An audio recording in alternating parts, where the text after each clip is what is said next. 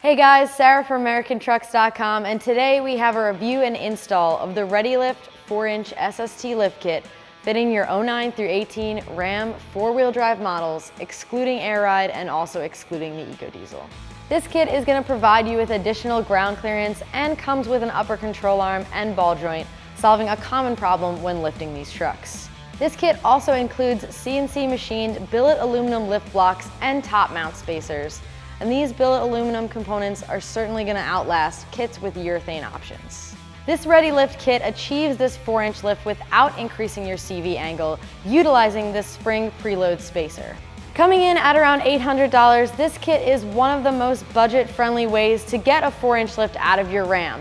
Now, the only downside to this is that the more expensive kits are going to come with an entire shock assembly, and this one requires disassembling your shock to add a spacer. However, if you're up for the challenge of a couple extra install steps, it is a great way to save money. I'm giving this install a 3 out of 3 wrenches on the difficulty meter. It can be done in approximately 4 hours. It is one of the more involved installs you may run into, and it will require some specialty tools like a spring compressor. Also worth noting is that you will have to modify the lower control arm as well as the shock mount in order to get proper clearance. However, if you have the tools and you're up to the challenge, it is a great way to save some money. With that said, let's jump right into our install.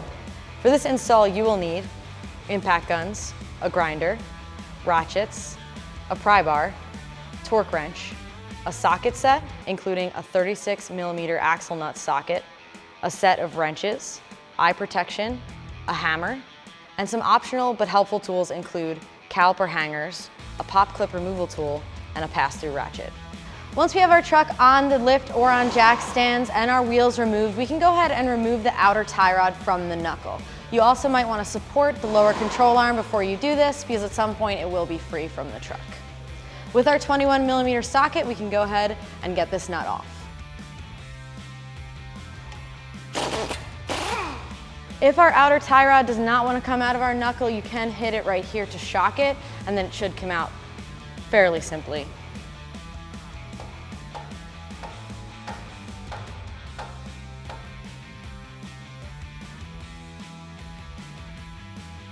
Next, we're going to remove the sway bar from the frame with an 18mm socket. There are 4 bolts, one on each side of the truck.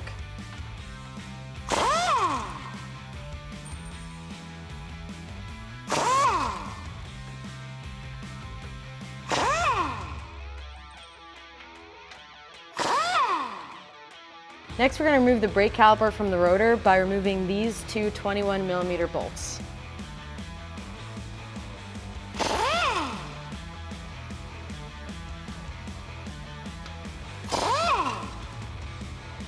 Once your caliper bracket bolts are out, you can wiggle this caliper off. You might need a pry bar or a flathead, and you're going to want to grab a hanger right away to make sure that this is out of the way and it does not hang by the brake line.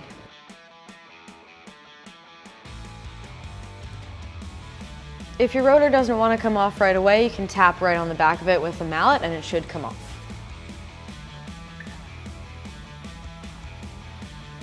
Make sure that if you do it this way, you put a lug nut or something on the other side so it doesn't come flying off for safety reasons. With our rotor removed, we can now take off our axle nut with a 36mm socket. With the 21mm socket, we're going to remove the upper ball joint from the knuckle.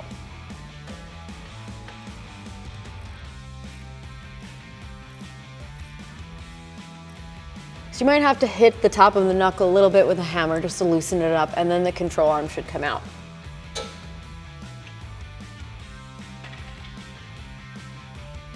Using a 13/16 or 21mm wrench to hold the nut side and an 18mm ratcheting wrench to hold the bolt side, we're going to remove this bolt from the control arm.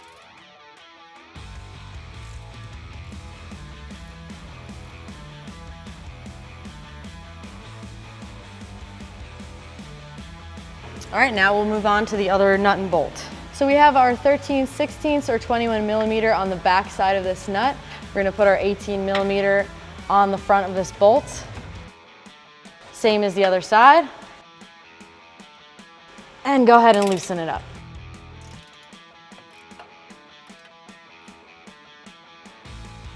With that out, we can now slip the bolt out of our control arm.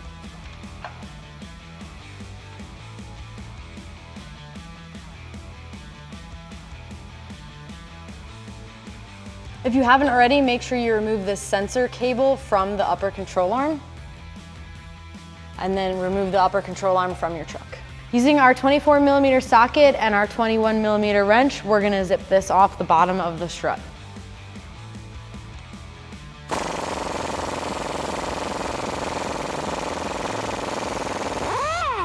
All right, pulling down on the lower control arm, we can pull the bolt out of the bottom of the shock.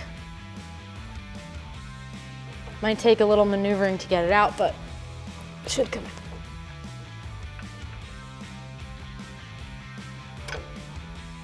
Using a 15mm socket, we're gonna loosen the 3 nuts that are on top of the strut and be prepared to pull it off of our truck.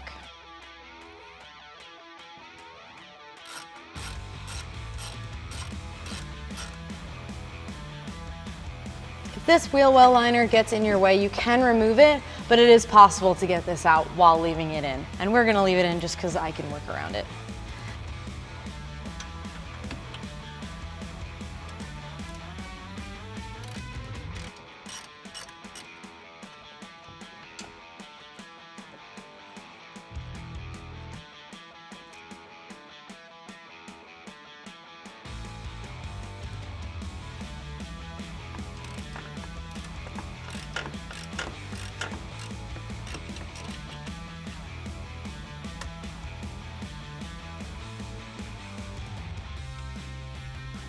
With all 3 nuts removed off the top of our strut, we can now pull down the knuckle, remove the axle slightly out of the back, and then we should be able to wiggle our strut off of the truck.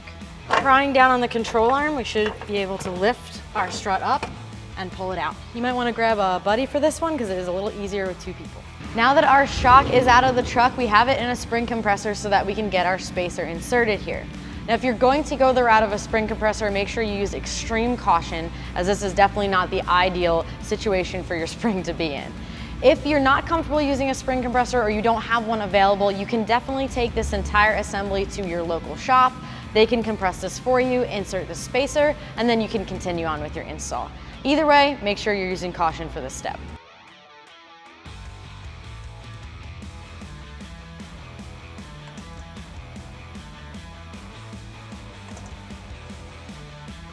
With our spring compressed, we can now remove the top nut.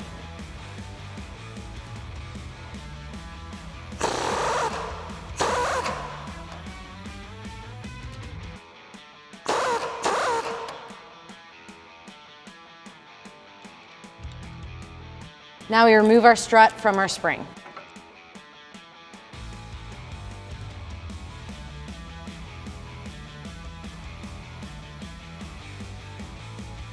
Remove our top hat from our spring.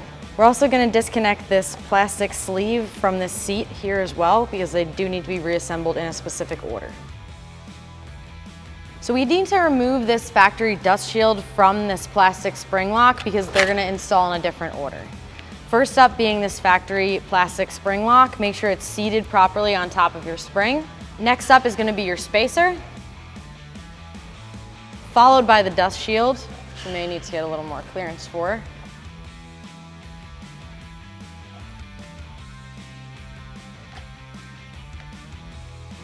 And finally, our top hat.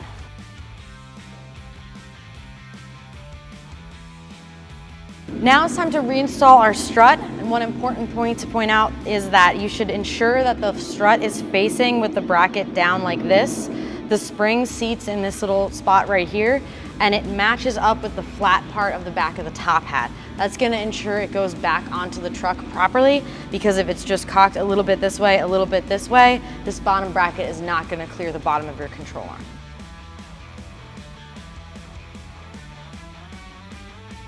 So we can still mess around with the positioning of the top hat at this step. You definitely don't want to get to the next step of reinstalling it on your truck. So we want to make sure that that's lined up now. So we've got it lined up with the bottom of our spring, pretty lined up with our top hat.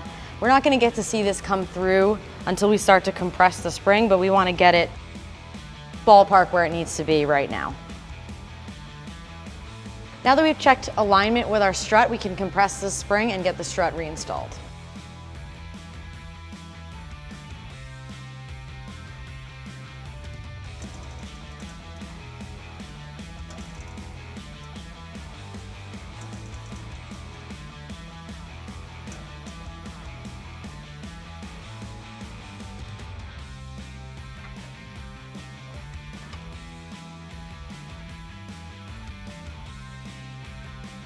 Now that our strut is completely assembled, we can zip this down.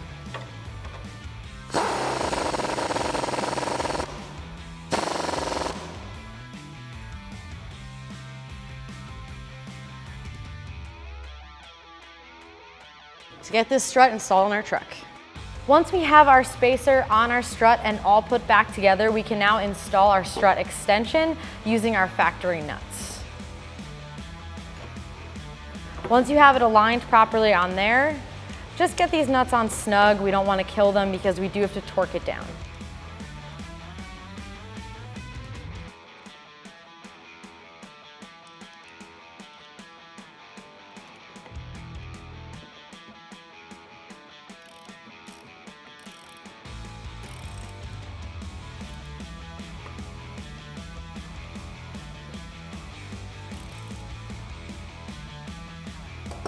Grabbing our torque wrench, we're going to torque these down to 25 foot-pounds. We already set the torque wrench, so.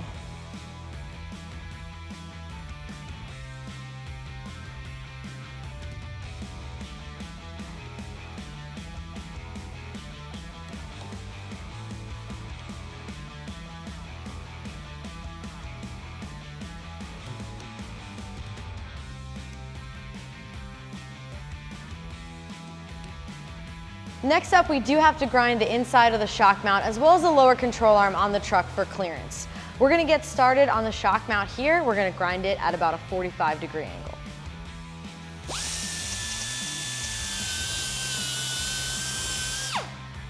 So you want to make sure that you're grinding only the mount itself here and not the shock. You can use this weld on the bottom as a reference, but we definitely don't want to grind into this gas shock.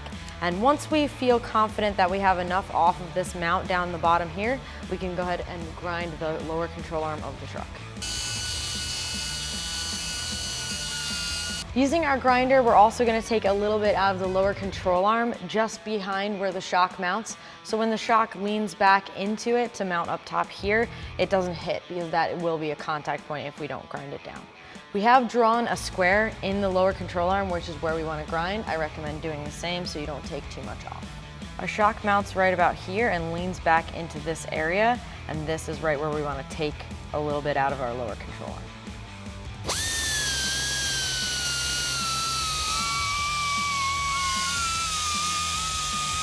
Now that our grinding is complete, they do recommend that we put a little coat of paint on the shock that we've ground down on. I think this is a good idea for rust as well. So I'm just going to put a couple coats, nothing crazy.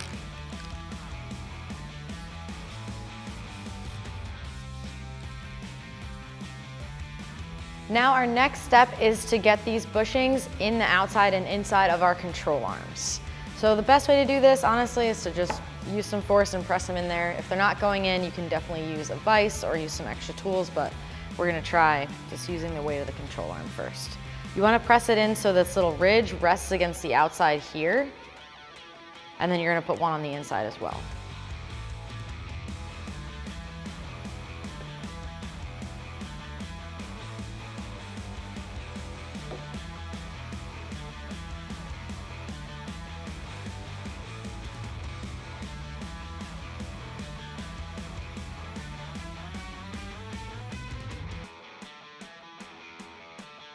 We'll grab our second arm and repeat that process.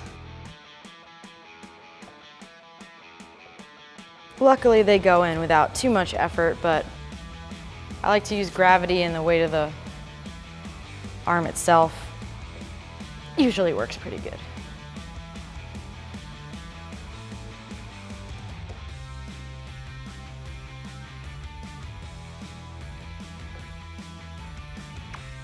Next step is our crush sleeve install, and this is going to be a little bit more difficult than putting our bushings in initially.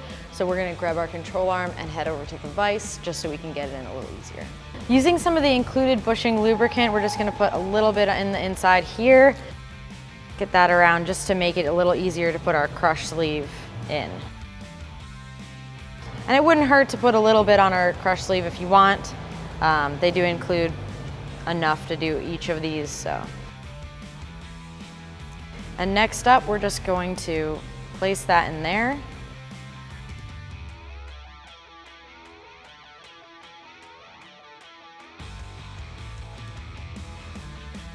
Again, we're just gonna put a little bit of bushing grease in here just to make this slide in a little easier.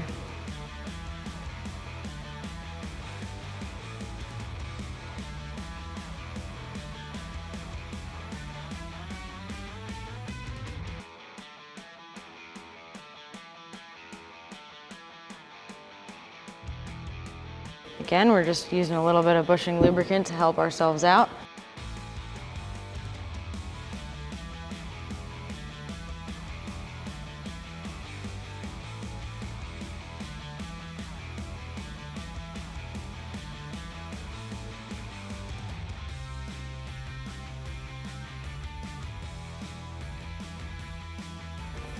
Just be ready for the bushing to slip a little bit when this crush sleeve is going in. It might get tight and then loosen up and then get tight again.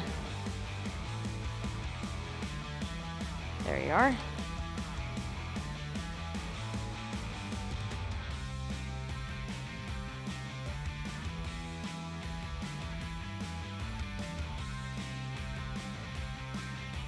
Might take a little finagling to get this just how you want it, but take your time, line it up nicely so that it's just one smooth shot in. Now, if you don't have a vise, you can definitely use a large C-clamp, a rubber mallet, basically anything that's gonna press this in so you're not killing yourself to do it by hand.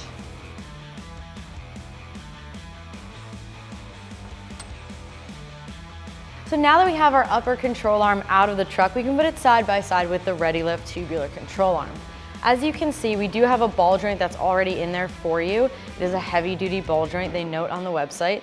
They also include bushings that you can press in that went in fairly simply, as well as they changed the angle of the ball joint, which is a solution to a common problem seen in these trucks. When they're lifted, the stock ball joint just doesn't cut it and it can back out in some situations. So as you can see, they did change the angle here, which is nice to have. And these control arms are available separately from the lift kit. So a nice option if you're considering a lift or leveling kit at all.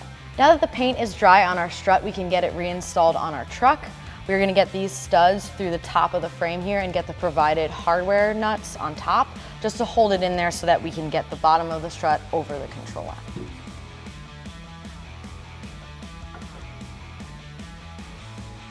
Again, this won't be full install, but you should be able to get a few threads on there just to hold it snug so you're not fighting this the whole time.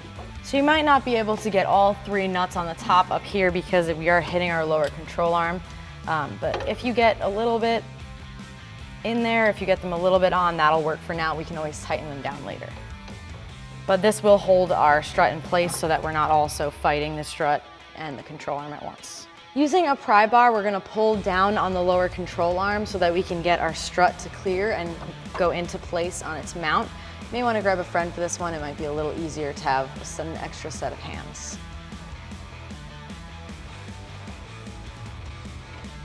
Prying down on our lower control arm, we can maneuver the strut into place and get our bolt started.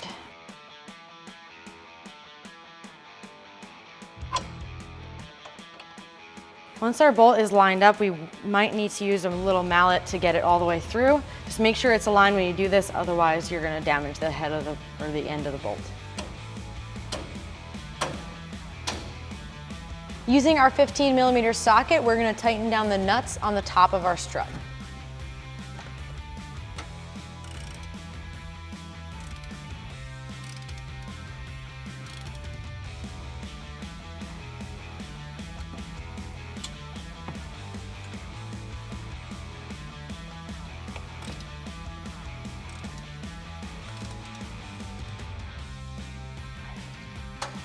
Now we can reinstall our control arm using our factory hardware.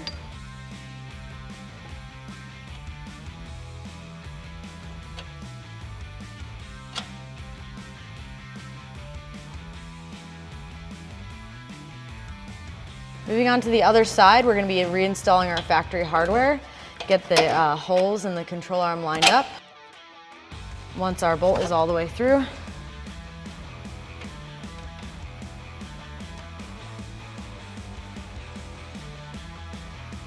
using our 13/16 or 21mm wrench on the nut side and our 18mm ratcheting wrench on the bolt side, we can get this tightened down. So we do want to snug that, not tighten it down all the way. We will tighten it down later. Let's get on to the other side.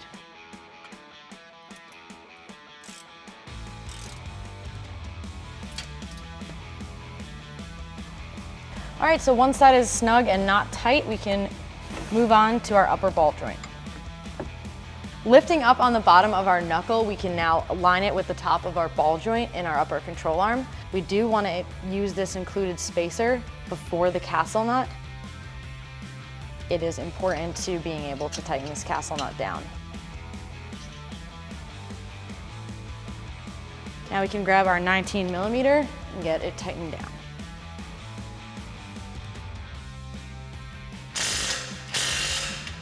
Once we like the alignment of our castle nut on our ball joint, we can put our cotter pin through, and then we do want to wrap these extra parts of the pin around just to ensure that if this ever wants to come loose, it has this as a stopping point.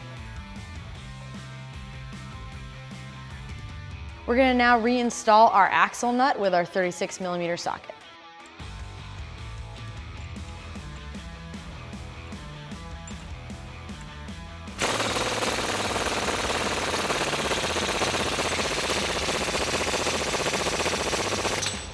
Now that our knuckle is supported with the upper ball joint, we can take away our jack and lower it down so it's a little bit easier to work on.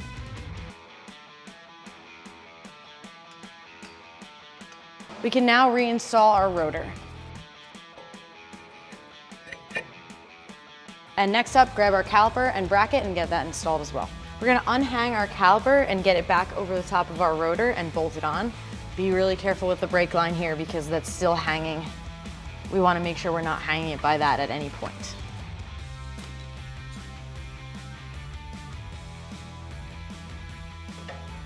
All right, let's grab our bolts and get it bolted on.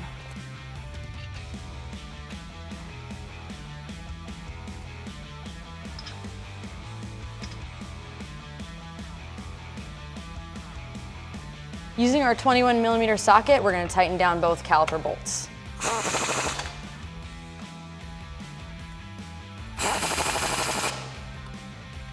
With our 21mm socket, we want to tighten down our outer tie rod to our knuckle.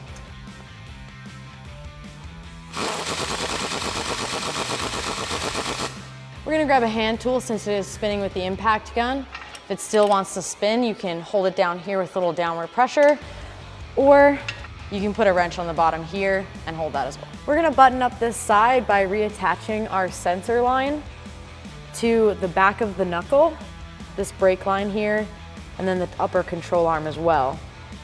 Once we have this buttoned up, we do want to note that we're still leaving the upper control arm, the bottom of the strut loose, and we're not reattaching the sway bar because we are going to move on to the other side. With our driver's side all buttoned up, we can now repeat that process on the passenger side.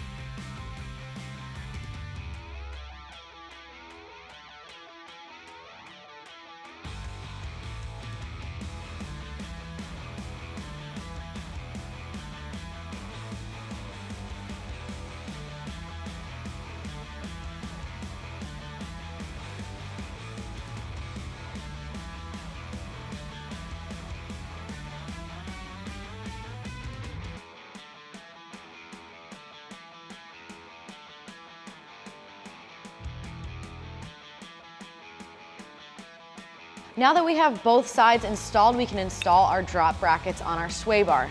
We're going to use the factory hardware in the top hole in this center hole here, and then our sway bar is gonna bolt to these holes right here. Let's get this installed on our truck.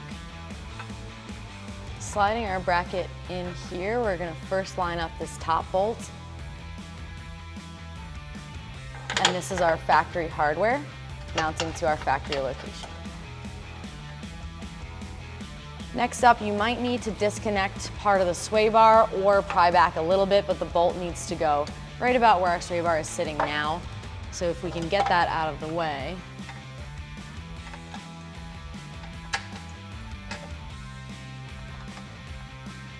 We're gonna repeat that process on the other side, starting with our top bolt.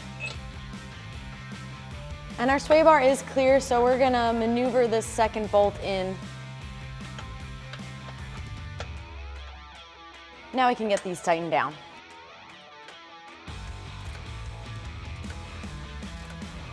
We're gonna use a pass-through ratchet on the bottom bolt here. If you don't have this tool, or if you can't get to this with your ratchet, you can definitely disconnect the sway bar, but this makes it a little easier for us, so we'll just go ahead and use this.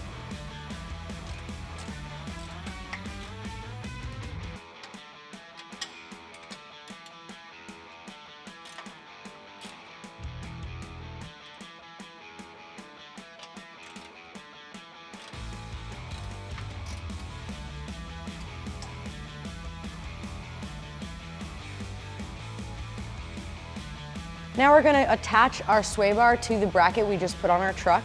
This might be a little bit easier if you wanna do it on the ground, but it's not too difficult. We're gonna use our pry bar and we're gonna do it while the truck is in the air so you guys can see. We're using the hardware that they've supplied in the kit.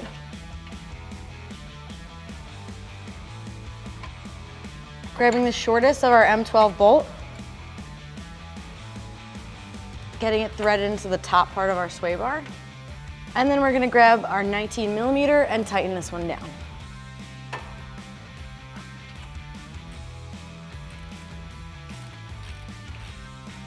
With our driver's side bracket already bolted on, this one should be a little easier. We're gonna get the bolts started here.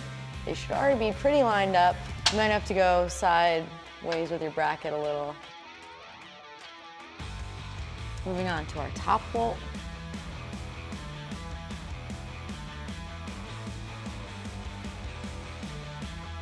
With these bolts in place, we can now tighten them down with our 19mm socket.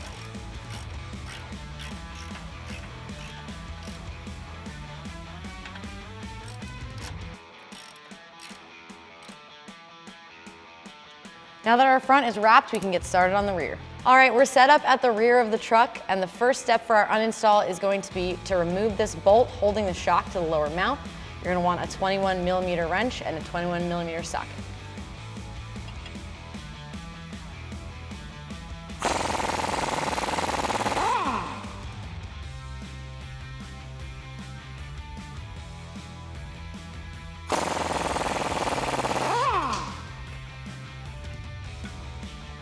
Next step is we're gonna remove the two bolts that are on the frame here, the lower one holding in our sway bar and the upper one holding in this bracket that holds the brake line and the ABS sensor. Starting with the bolt holding in the sway bar, an 18mm wrench on the nut behind it, and an 18mm socket.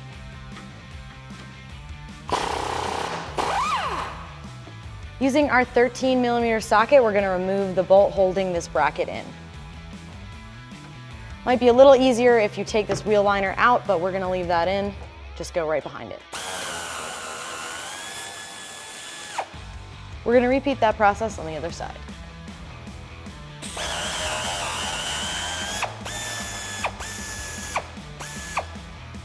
With our axle dropped, we can now remove our spring from the truck.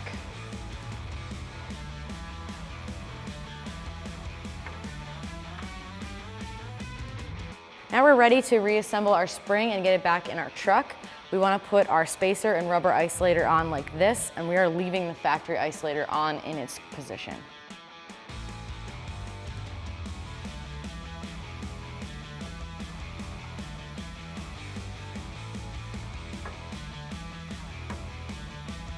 With our springs in and seated, we raise the pole jacks a little bit just to put some pressure on it and keep the springs in place. We are now going to install our new bump stops on the factory point. We want this stud here to go in this hole in our factory axle. And then this hole is going to line up with this opening here. It's ovaled, so you do have a little bit of play back and forth. And then using our longer M12 bolts through this hole, and there is a nut they want you to get on the other side, which might take a little bit of finagling.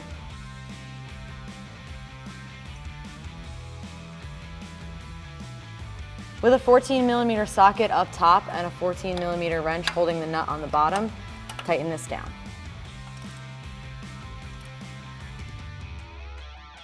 We're now going to repeat that process on the other side.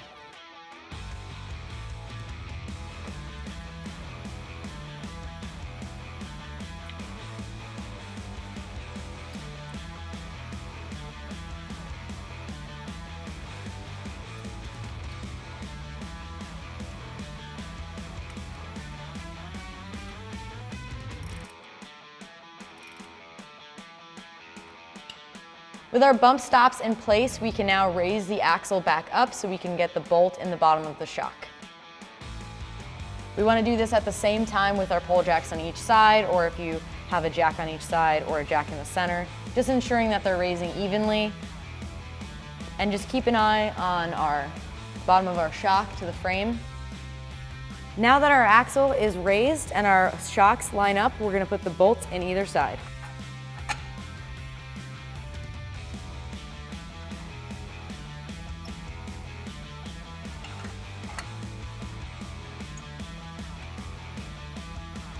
With our 21mm wrench and socket, we're going to tighten down the bolt at the base of the shock.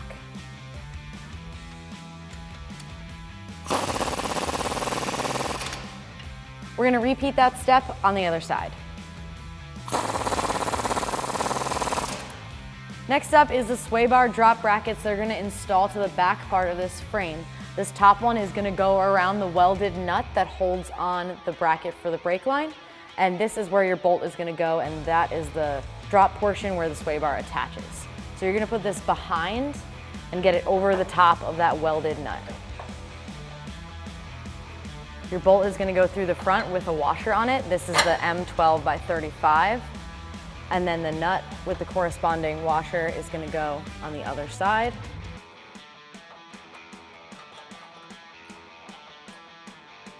And then we can tighten this down. Using our 19mm socket and a wrench for the back, we're going to get this tightened down.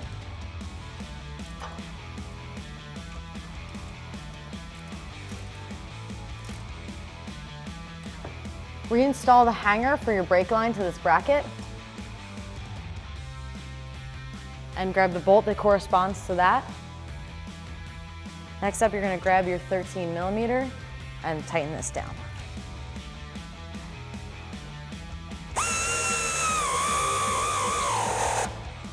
Finally, you're going to reattach your sway bar using the end link and the factory hardware to the bottom of this drop bracket.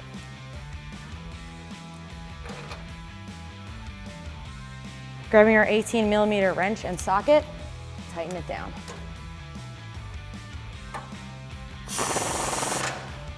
Now we're going to repeat that process on the other side.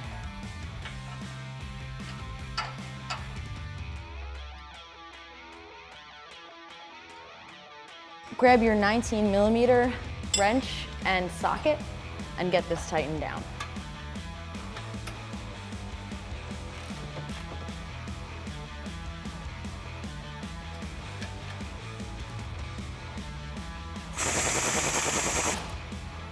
Next up, we're going to position this bracket that holds the brake line back into its spot, grabbing the bolt, 13mm,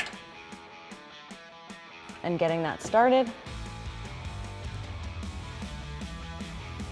We're going to grab our ratchet and tighten it down.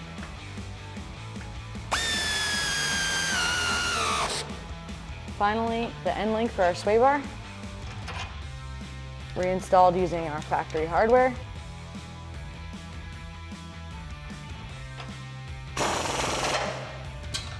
Finally, we're going to get our wheels back on our truck so that we can torque down our shocks and upper control arms.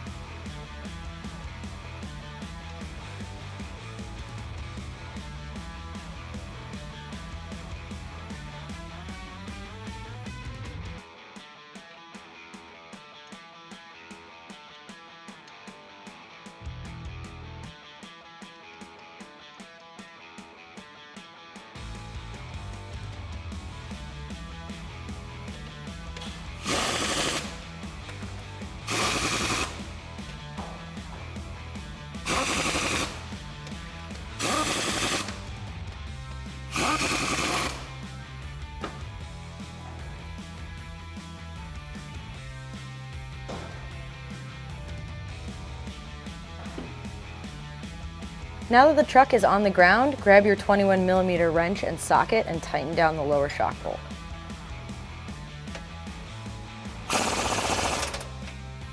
Moving on to the lower shock bolt on the front of the truck, grab a 21mm wrench and a 24mm socket and get this tightened down.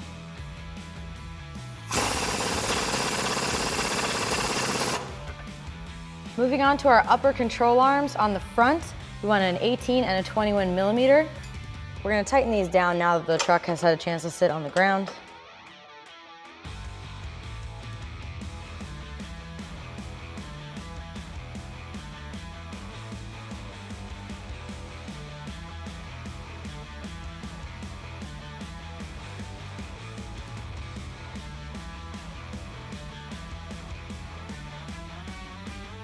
So with our lift kit complete, we decided to grab some wheels and tires for you guys just to check out different sizes. We have some 35s here, and we can confirm on the truck that it does not rub lock to lock, which is great. ReadyLIFT also notes that a 37 will fit as well. You may need some minor modifications to your wheel well liners just so you don't rub at full lock. But as far as the 35s go, we can confirm fitment, and I think this definitely completes the look of your truck. All right, so that is going to do it for the review and install of our ReadyLIFT 4-inch SST lift kit. Remember, for all things Ram, keep it at AmericanTrucks.com.